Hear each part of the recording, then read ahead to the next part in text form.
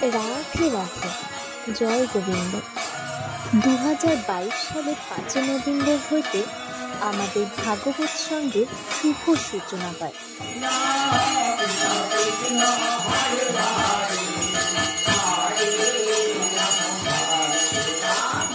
এখানে প্রত্যেক সন্ধ্যা 7টা হইতে ধর্মীয় গান বাজনা ও ভাগবত পাঠ এবং পূজা আরতি অনুষ্ঠিত হয়।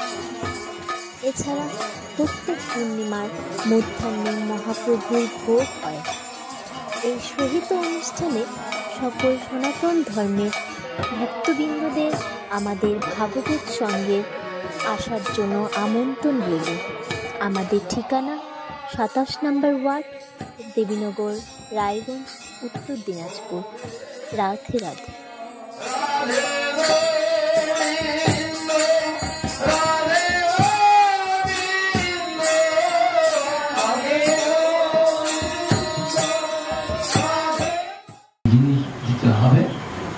কিন্তু আমার কাছে এখন কোনো করি নাই। দোকানদার বলছে যে এমনিতে দেওয়া যাবে না, কিন্তু সেই দোকানদারও আবার স্বয়ং শিব মানুষ রূপে দোকানদারি করছে। কি পরীক্ষা, পরীক্ষার শেষ নেই। পরীক্ষা করতে করতে মানুষ যদি পরীক্ষা পাস করে তাহলে উত্তীর্ণ হয়ে যায়।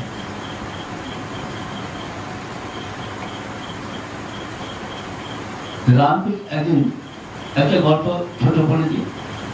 রামকৃষ্ণ দেবার আপনার এই বিবেকানন্দ গঙ্গার ধারে দাঁড়িয়ে আছে। বিবেকানন্দ বলছে যে গুরুদেব, যারা ভক্ত তাদের এত কষ্ট কেন, আর বাকি বাচ্চা সব আনন্দে থাকে। রামকৃষ্ণ দেব বলছে, তখন নরেন নাম ছিল, জানিস নরেন,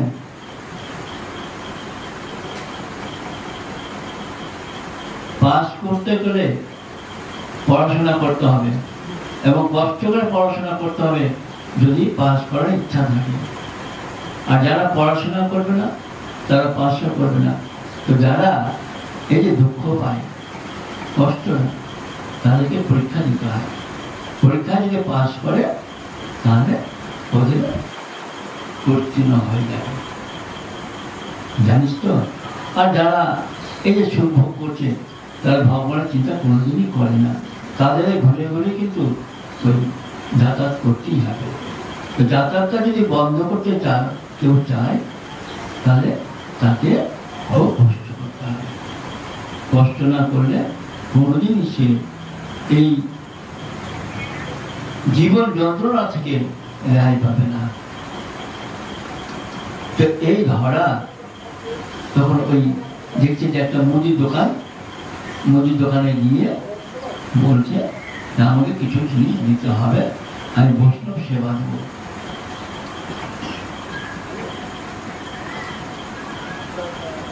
বলছি যে দেখো, কিছু না দিলে তো আমি দিতে পারবো না, বাকি দেওয়া যাবে না।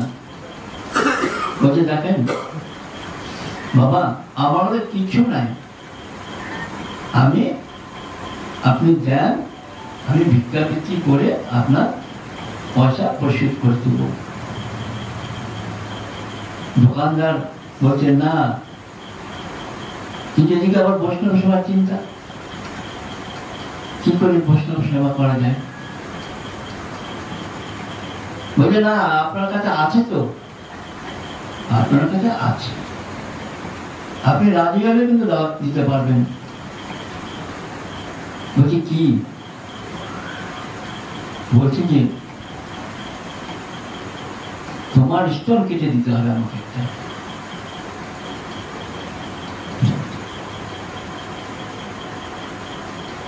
দেখেন বৈষ্ণব সেবার কি তাগিদ, স্টোন দিতেও রাজি। বলছে দাদা আমি একটু আসছি।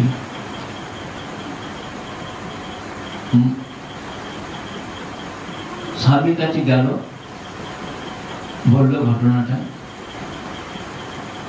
কেন গেল? এই স্তনটা কিন্তু স্বামীর ব্যবহারের জন্য, স্বামীর ব্যবহারের জন্য, কারো অধিকার থাকে না সেখানে। শুনতে খারাপ লাগবে, কিন্তু এটা একমাত্র স্বামীর জন্য। স্বামীকে যাই বলছে যে দেখো এরকম ঘটনা, একটা স্তন কেটে দিতে বলছে, স্বামী বলছে যাও তুমি বৈষ্ণব সেবার জন্য তুমি যাও, তোমাকে আমি কোনো বাধা দেব না। তখন গিয়ে ওই একটা স্তন চাকু দিয়ে কেটে হাতে দিয়ে বলছে যে দেখো বাবা, তুমি কোনো খারাপ মনে কিন্তু আমাকে দিও না, কারণ আমি বৈষ্ণব সেবা দেবো। তুমি যদি খারাপ এই স্তনটা দিলাম, এটা খারাপ চিন্তা করলে তুমি আমাকে ব্যবহার করবে না। তো যাই হোক, সেটা বন্ধক দিয়ে সে বাড়িতে জিনিসপত্র এনে বৈষ্ণব সেবার জন্য সে রান্না করে তারপরে তাদের বসতে দিয়ে আসন করে দিয়ে, আসন তো সেগুলো নাই যে সে আসনগুলো দেয় ছেঁড়া কাপড় টাপড়, এবং যে কাপড়টা পরেছিল সেটাও কিন্তু মোটামুটি ছেঁড়া মেলাই আছে।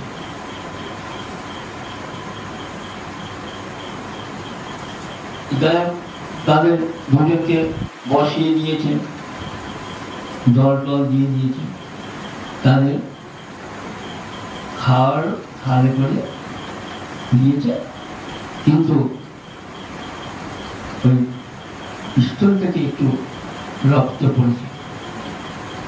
ভগবান তো অন্তর্যামী, সবই জানে। বলছেন মা তুমি অসুখী, আমি কিন্তু এই আমার খাওয়া চলবে না।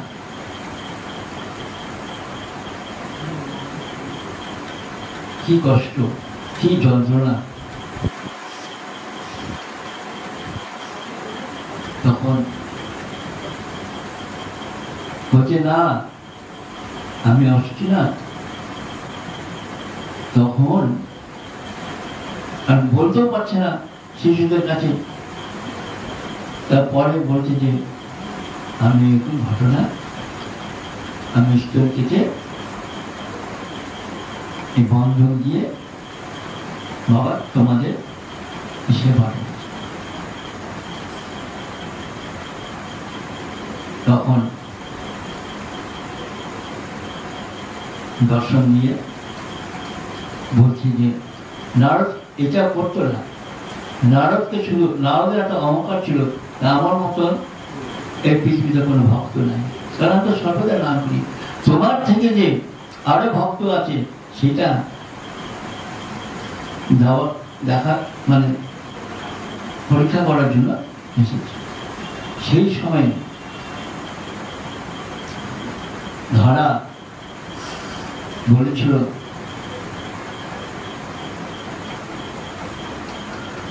যে আমি আর বলছে তোমরা কি চাও, যে আমরা কিছুই চাই না, শুধু এটাই চাই যে তোমার মতন যেন আমি সন্তান পাই। তদাস্তু, এই জন্য হবে না, তোমার সন্তান আমি হব দাপরে, তোমার সন্তান হব এবং তোমার স্তন পান করব। কিন্তু দ্বারকাতে, এই দ্বারকা বলছি যে দাপরে বলে অন্তর্ধান হয়ে গেল, চলে গেল। নারদ তখন দেখল সত্যি আমার তো খুব বড় ভক্ত আছে। এই বৃন্দাবনে, গোকুলে, বৃন্দাবনে জন্ম হয়নি, জন্ম হয়েছে গোকুলে। জন্মটা হলো দেবকীর গর্ভে, আর পালন কোথায় হলো মা যশোদার ঘরে। কারণ তো আছে, যখন রাম বনবাসে যায়, রাম যখন বনবাসে যায় কৌশলা তখন এক বাটি দুধ রামকে খেতে দেয়, দেবকী মা সেটাকে ছুঁড়ে ফেলে দেয়। এটা এখন যদি বলা যায় রামায়ণের কিছু চলে আসবে, সময় লাগবে অনেক, তো ওটা আমি বলবো না। এই তখন দুধ ফেলে দিল, দেখো কি এই মন্থরা ছিল তার ঝি, কৈকেয়ীর ঝি। কৈকেয়ী খুব ভালোবাসতো রামকে, কিন্তু মন্থরা কাকে বলে যে কুমন্ত্র দেখবেন অনেক সংসারে আছে, চার ছেলে চারটা বউ, দুটো ভালো হয় আর দুটো আবার মন্ত্র দেয় শাশুড়িকে, মা ওই বোমাটা এরকম এইটা এগুলো আপনি বলেন, খালি সংসার অশান্তি দেখার জন্য। মা কিন্তু ভালো, শাশুড়িরা সত্যিই ভালো, কিন্তু এই কানে মন্ত্র দিয়ে দিয়ে এমন করে দিয়েছে যে ওই দুর্বকে আর দেখতে পারে না। এই সংসারে কিন্তু এরকম আছে, খবরদার তাদের কোনো কথা শুনবেন না, তাতে হয় সংসার অশান্তি হয়, সংসার শান্তি আছে না। পাড়ারও যদি কেউ বলে কান দিবেন না, এগুলো এদেরকে মন্ত্ররা বলেন, যারা মন্ত্র দেয়। আচ্ছা যাই হোক, যখন ওই বনবাসে যাচ্ছে সেই সময় মা কৌশল্যা এক ঘটি দুধ সেটা দেবকী এই করে ছুঁড়ে ফেলে দিয়েছে, খেতে পারলো না। যখন 14 বছর বনবাস থেকে যখন ঘুরে এলো, রামচন্দ্র কিন্তু আগে মা কৈকেয়ীকে প্রণাম করেছিল, বলেছিল মা তুমি যদি আমাকে না পাঠাতে বনবাসে, তাহলে আমি অনেক কিছু চিনতে পারতাম না, কারণ মুনি ঋষি আছে এবং বনে অনেক জন্তু জানোয়ার আছে, তাদেরকেও চিন্তা। তখন কৈকেয়ী বলেছিল দেখ বাবা, তোমার মতো যেন আমি সন্তান পাই।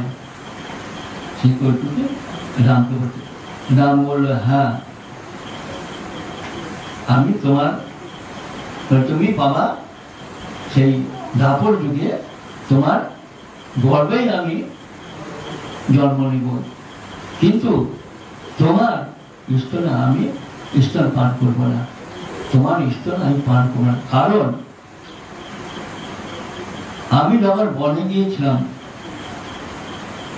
তুমি সেই আমার মা কৌশলার হাত থেকে দুধের বাটিটা ফেলে দিয়েছিলে, তুমি কি কষ্ট পেয়েছ, তার থেকে আমার মা বেশি কষ্ট পেয়েছে।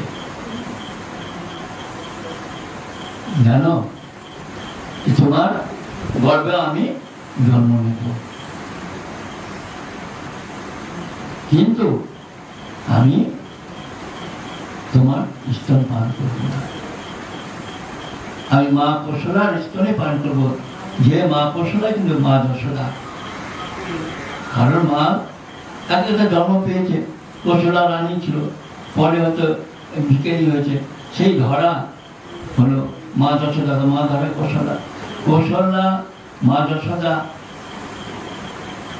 এদিকে মা সতী মহাপ্রভুর মা, একই কিন্তু শুধু লীলা করার জন্য লোককে আলাদা করেছে, শুধু লীলা করার জন্য লোককে আলাদা করেছে, এক একটা ভাবে সৃষ্টি করেছে, কিন্তু একই। সীতা সীতা বিষ্ণুপ্রিয়া রাধারানী একই। বিষ্ণুপ্রিয়া বলেছিল আমি জন্ম দক্ষিণী, আমি যখন সত্যযুগে ছিলাম নারায়ণী লক্ষ্মী রানী, চেতাতে হলাম সীতা, তারপরে হলাম রাধারানী, কলিযুগে হলাম বিষ্ণুপ্রিয়া। আমি জন্ম দক্ষিণী, আমি কোনদিন সুখ পাইনি, রাধারানী সুখ পাইনি। রাধারানীকে ও বলতো কৃষ্ণ অপহরণ কিনি, কৃষ্ণ অপহরণ কিনি বলে, মানে নিন্দা করত। কিন্তু কৃষ্ণ তখন রাধাকে বলেছিল, রাধে তোমার খারাপ লাগে না যে তোমাকে কলঙ্কিনী বলে? না প্রভু, আমার খারাপ লাগে না। খারাপ লাগতো যদি কলঙ্কিনী বলতো, কিন্তু আমাকে কি বলে জানো? কৃষ্ণ কলঙ্কিনী। আমার প্রভুর নাম দিয়ে আপন, সেই জন্য আমার কোনো কষ্ট হয় না, আনন্দ হয়। যদি শুধু বলতো কলঙ্কিনী, তাহলে আমার মরণের থেকে বেশি হতো। কিন্তু যেহেতু বলে কৃষ্ণ কলঙ্কিনী, তো যাই হোক, ওই জগতের গর্ভে জন্ম হলো, কিন্তু 4 হাত নিয়ে জন্ম হয়েছিল বলেছিল। আর কংসের তো অত্যাচার ছিল, যে এই বসুদেবের সাথে কথাই হয়েছিল যে তার যত সন্তান হবে তার হাতে দিয়ে মারবে। কারণ ওই বসুদেব যখন মানে কংস নিয়ে যাচ্ছিল, দৈববাণী হলো যে এর অষ্টম গর্ভের সন্তান যে সে তো আমাকে বধ করিবে। কিন্তু বলতে ভালোবাসতো, কিন্তু কাকাতে বলতো, নিজের বোন না, কাকাতে বল। ওই জন্য কাকাতে বোনকে মারতে আমার আপত্তি নাই। নিজের বোন কাকাতে মারতে আপত্তি ছিল, কিন্তু নিজের বোন না, কাকাতে বল। তো যাই হোক, তো এই কংসের ভয়ে জেলে তো আটকে দিল বোনকে। এখন বোনকে আটকে দিল, কিন্তু বুদ্ধিমান তার স্বামী বসুদেব খুব বুদ্ধিমান ছিল। বলছে দেখো, মারবে তো অষ্টম গর্ভের সন্তানকে, তো তুমি আগে তাকে তোমার বোনকে মারবা কেন? বসুদেব বুদ্ধি করে বলে দিয়ে তাকে থামিয়ে দিল এবং জেলে আটকে দিল। তো এই নারায়ণ রূপে জন্ম হলো জেল, এই মানে জেলের মধ্যে, মানে বন্দি অবস্থায়। আগে গরুকে তো সব ছুড়ে মারলো। আর এদিকে এক কন্যা হলো, সেই কন্যাকে যখন মারতে তখন বলল যে তোমাকে মারবে সে গোকুলে জন্ম হয়েছে। কংসের তো ঘুম ভেঙে গেল। এখন ওই সন্তানকে মারবার জন্য মানে গোকুলে খুব অত্যাচার হলো। সেই গোকুল থেকে সেই তখন বৃন্দাবনে গিয়েছিল, এখানে খুব অত্যাচার। তো এই যখন জন্ম হলো 4 হাত নিয়ে, তখন সন্তানকে বাঁচাবার জন্য বসুদেব কি করলো, সেই মানে গোকুলে গেল সন্তানকে নিয়ে। এদিকে মা যশোদারও কিন্তু এক সন্তান হয়েছে, এদিকে দেবকীর হয়েছে, আর ওইদিকে মা যশোদারও কিন্তু পুত্র সন্তান হয়েছে, সেটা কিন্তু কৃষ্ণ। এই সন্তানকে নিয়ে গিয়ে যখন রাখছে, মা যশোদাও মানে অজ্ঞান, আর বসুদেব কিন্তু দেখতে পায়নি। ওই সন্তান এক জায়গায় মিলে গেল, নারায়ণ আর কৃষ্ণ। এই জন্য বৃন্দাবনে যতগুলো লীলা হয়েছে, সে লীলাগুলোর মধ্যে কিন্তু এই যে কৃষ্ণ পুতলা বধ করলো, এই সকটাসুর বধ করলো, অকাসুর বধ করলো, এটা কি ঐশ্বর্য। কিন্তু ঐশ্বর্যটাকে বুঝতে দেয়নি, কারণ ঐশ্বর্যটা যদি বুঝতে পারত তাহলে কৃষ্ণ গোপালকে তার ভগবান বলেই দেখতো। কিন্তু মাধুর্যের ঢাকা ছিল, যেরকম নবদ্বীপে গোবরের ভিতরে এই মানে কৃষ্ণ ছিল, আর উপরে রাধার রূপ নিয়ে চলছিল। তো তাতে কি হলো যে রাধা কৃষ্ণ মিলে তো গৌর হয়েছে। সেইরকমই ওই মানে মাধুর্য এবং ঐশ্বর্য দুটো মিলে গোপাল ছিল। নাহলে ছোট শিশু পা দিয়ে একটা গরুর গাড়ি উঠে দিবে, হয় না। ঐশ্বর্য ছিল, এই ঐশ্বর্যটা ছিল দ্বারকাতে রাজা, আর এই বৃন্দাবনে ছিল মাধুর্য বালকৃষ্ণ, শিশু গোপাল, শিশু গোপাল, আর ওইদিকে ছিল রাজা। রাজা ঐশ্বর্য হলো, আর এই যে বৃন্দাবনে গোপাল মাধুর্য, এই দুটো নিয়েই কিন্তু গোপালের সৃষ্টি। এদিকে মা যশোদার কাছে যখন আসলো, সেটা আপনারা সবই জানেন যে যমুনা পার হয়ে আসলো, গল্প হয়ে যাবে অনেক বড়, ছোট করতে হবে। তো এই মা যশোদা অজ্ঞান অবস্থা যখন পড়ে আছে, তখন এই কৃষ্ণকে রেখে দিয়ে আবার বসুদেব চলে যাবে। এই দুটো মিলে সৃষ্টি হলো আমার গোবিন্দ। তো দেবকীর স্তন পান করলো না, যেহেতু কৈকেয়ীকে কথা দিয়ে এসেছিল। এদিকে মা যশোদা, মা ধরা ছিল, স্তন পান করবে, স্তন পান করে বড় হলো। তখন এই শ্রীরামকে এই গল্পটা গোপাল বলেছিল, জানিস আমি বাধা আছি, ভক্তির বাধা আছে। এই ভক্তি না হলে গোবিন্দের কোনোদিন পাওয়া যাবে না। এই নামের মাধ্যমে ভক্তি আসবে, নামের মাধ্যমে প্রেম আসবে। এই যে নাম হচ্ছে, এই নাম সর্বদাই করবেন। নামের মধ্যে গোবিন্দ আছে। গোবিন্দ যত নাম করবেন তত আনন্দ আসবে, স্বাদ আসবে, ভালো লাগবে। যদি মনে করেন নাম করতে করতে ভালো না লাগে, তাহলে ভাববেন যে আমাদের অপরাধও আছে। এই অপরাধ থাকা সত্ত্বেও করতে করতে করতে, যেরকম মিষ্টি যদি আমি মুখে ফেলি, মিষ্টিটা সঙ্গে সঙ্গে মিষ্টি লাগবে না, ওকে শক্ত। তার অনেক পরে যখন ভিজে যাবে তখন মিষ্টি লাগবে। চিনি কিন্তু সঙ্গে সঙ্গে হয়ে যায়। সেরকম নাম করতে করতে অপরাধ শেষ, অপরাধ শেষ করে দেখবেন তখন মধুর লাগবে।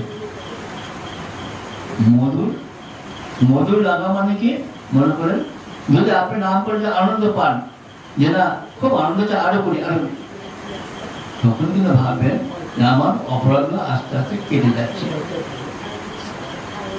যে এই লীলাটা গোবিন্দ শ্রীরামকে বলল যে আমি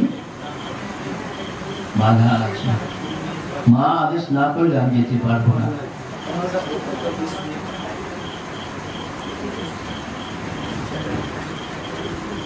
যাই হোক, এখানে এটা হলো এই মহারাজ যিনি এটা করতে ভুল করবেন না, আমি বিশেষ মানে ভাবে বলছি। আর তার এই মহারাজ পরে মা দুর্গার পূজা, তারপরে কিন্তু আসছে দামোদর মাস, দামোদর লীলা। এই দামোদর মাসে অন্য মাসে ফাঁকি দিবেন, কিন্তু এই যে এক মাস, এই এক মাস কিন্তু ফাঁকি দিবেন না। সংসারের কাজ একটু কম করবেন, অন্যের ঘাড়ে দিয়ে দিবেন।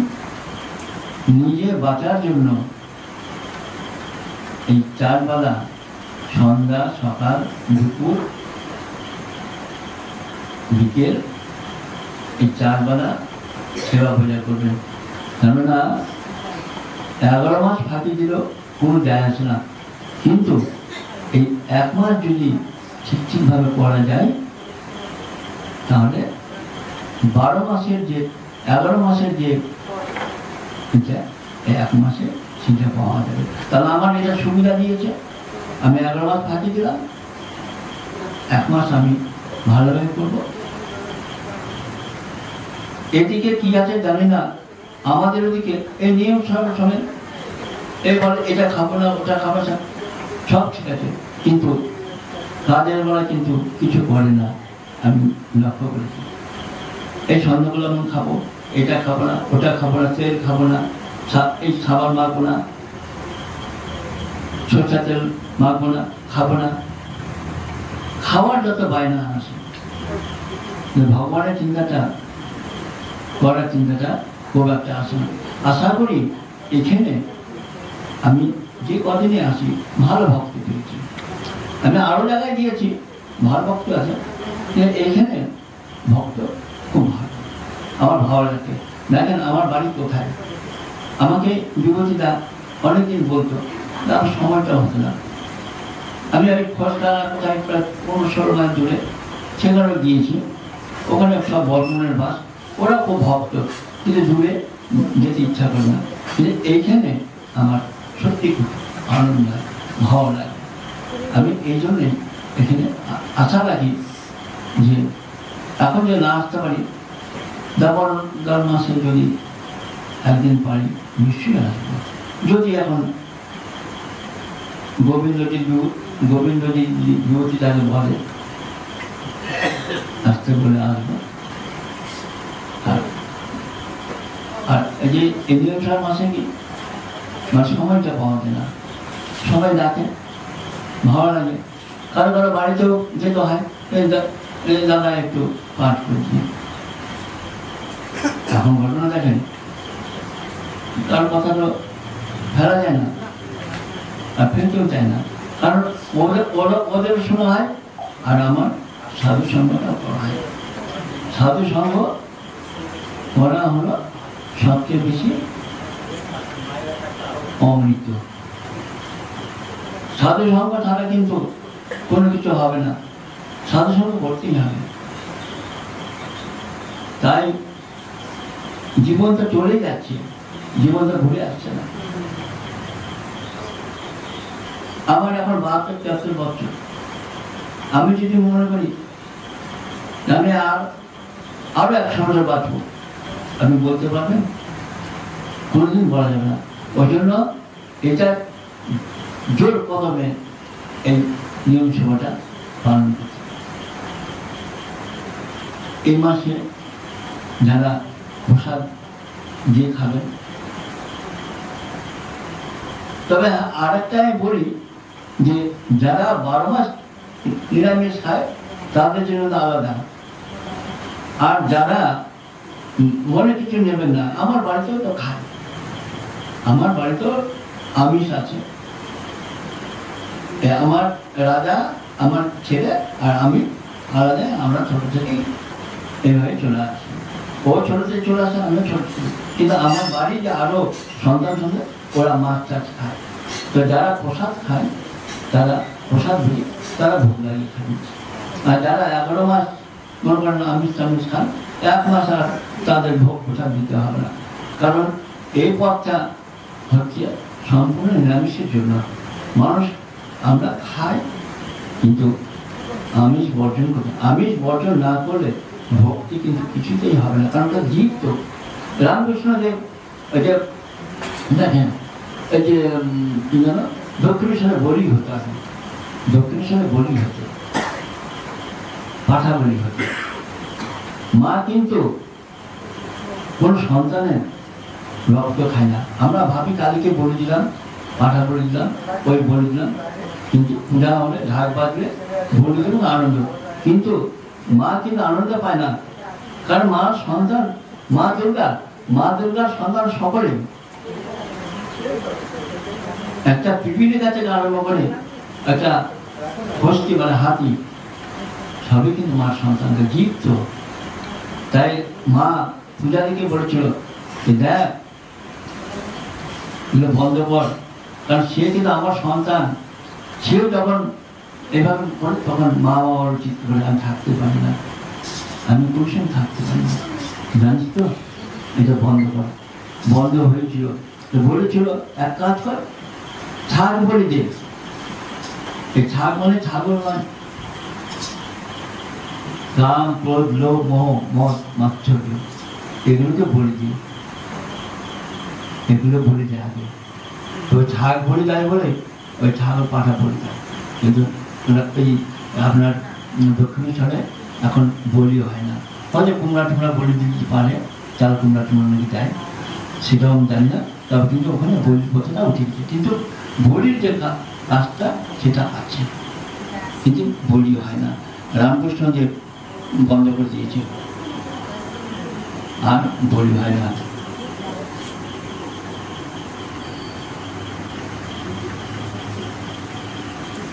ওইখানটা করে বলি দিন সম্পূর্ণ পারে, সম্পূর্ণ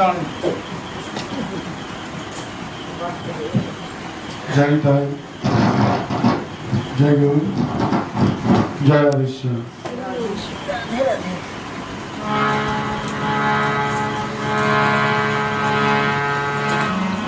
দিন তো গেল সন্ধে হলো